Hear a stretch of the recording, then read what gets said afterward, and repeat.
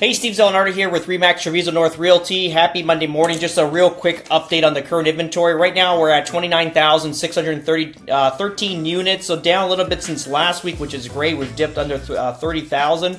Again, just a reminder, September is coming around the corner. You're going to see an influx. Second week of September, you'll start seeing this thing pile up again, so just keep that in mind.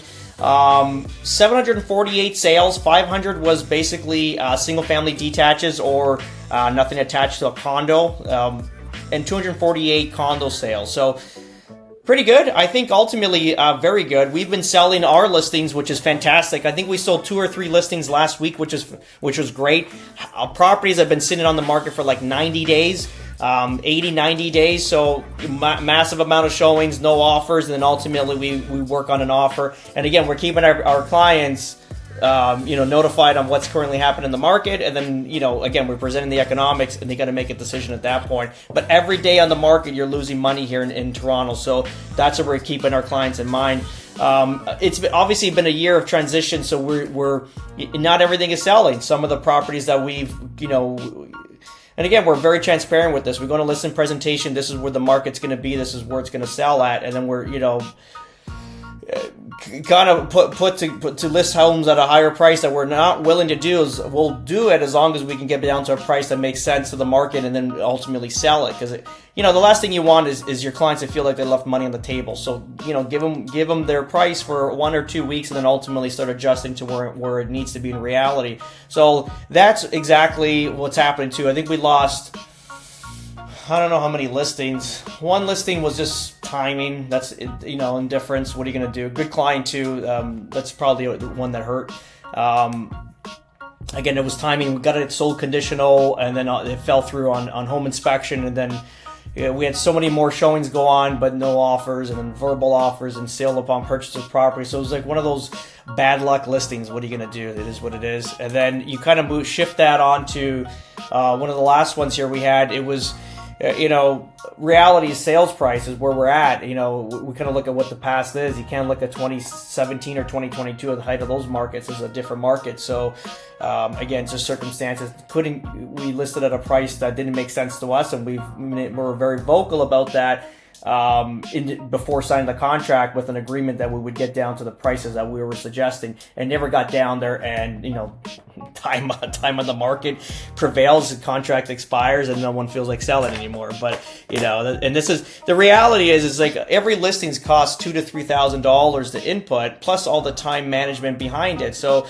this is why we're being very cautious with taking listings as well, because it's not a market where you can just lob things on the market and see if they sell or not, because it's going to have to be a little bit more strategic. So and you explain this, it's like it's not free. I'd rather not take the listing if we can't get down to a price that makes sense, that where the market's going to prevail and get a deal done here for both parties, not just for us but also for you. We're not going to, again, we're not opposed to putting it on the market to kind of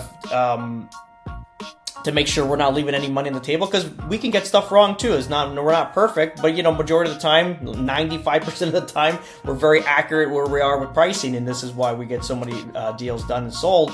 And then it's heartbreaking at the end where obviously the clients had different intentions the whole time. So you spend your out $2,000 to $3,000 plus time management and all the hassle. It's just better not even to take it and go from there, especially in a market where there's no way they're going to sell at these prices. It's just you already know. But it is what it is. We're firing on all 8 cylinders, both sides of the border. I think we're over 30 deals now in Toronto currently. I got to check. I think it was like 32 the last time we checked. And then in Florida over this weekend, we hit another 4 deals. So it was like we're doing it like a deal a day at one point. And the last week, I think we did 7 to 8 deals between both sides of the border, and majority here in Florida. And we've just hit our 30 deal mark in Florida right now, which is fantastic. Again, this is such a young business to hit these numbers so fast. We're quite excited with it, because we feel like the Toronto and Florida. We'll speak a little bit about the Florida one. Florida can get down to 100 deals a year easily, just because this is a mass scale of different states that want to move into our state in Florida. So I can basically leverage Toronto, leverage all the different states, and then bring in those buyers direct and go from there, because it's a big market. As long as our beaches don't dry up and our ocean's still there, we're gonna have my daughter's cup.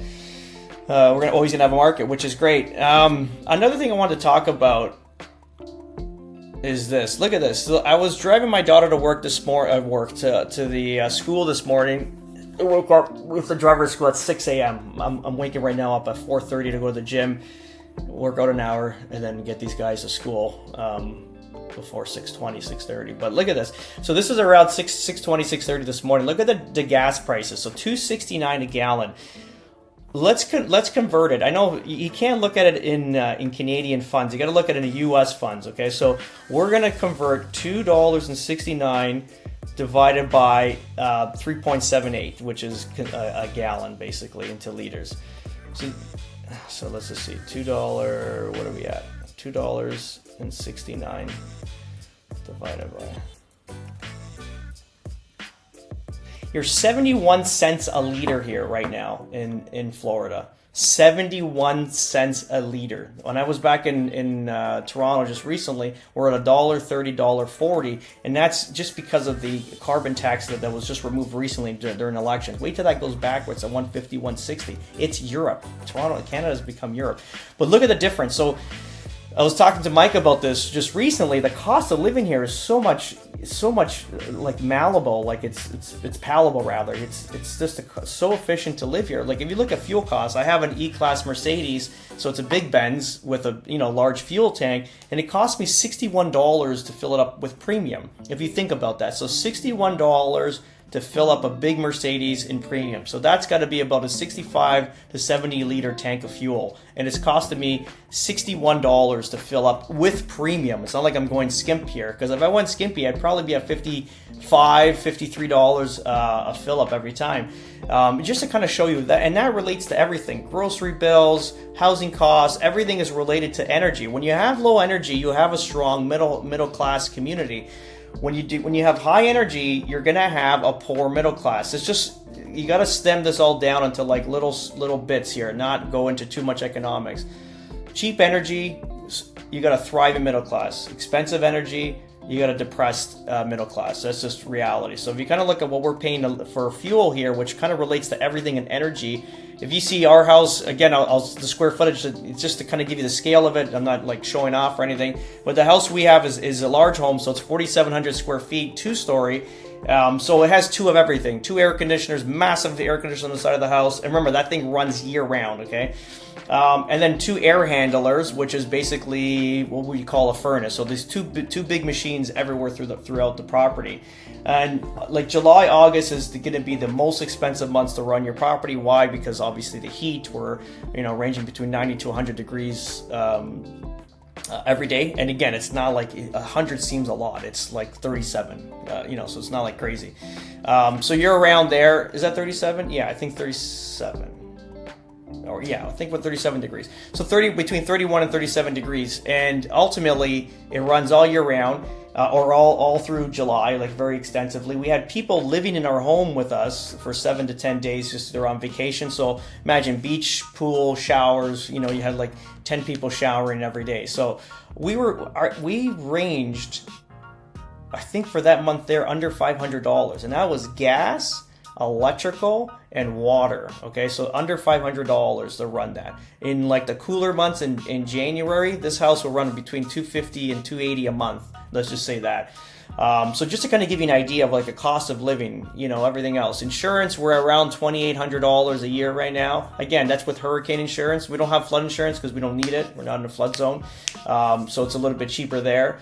And then you look at, the cost of houses. If you look at a house like mine, we paid around 1.2 US for it. This is in Toronto, $3 million house, I would imagine, in this type of community, in this scale of house. So let's say around $3 million, 2.8 to 3 million. So you kind of look at the difference. We're paying a fraction for the house, fraction for the expenses, fraction for everything, and then there's always that tally up is like what's the cost for health insurance, and it's not expensive because remember, we don't have state income tax here, so you can allocate that money towards healthcare. So if you look at a family of 4 right now, we have full coverage, we're at $1,400 a month. So do the math. Like in Toronto, we don't know how much is allocated in our taxes towards like a third rate healthcare system where you need an MRI takes, some talk to some people 12 to 18 months, or I can get an MRI within days here, like 2 to 3 days if I really want. So it's just a little difference, and it costs you like $150. So it's not like a huge, out of pocket expenditure, especially because it's your health. But that's pretty much it, guys. Have an amazing day. If you have any questions, please reach out.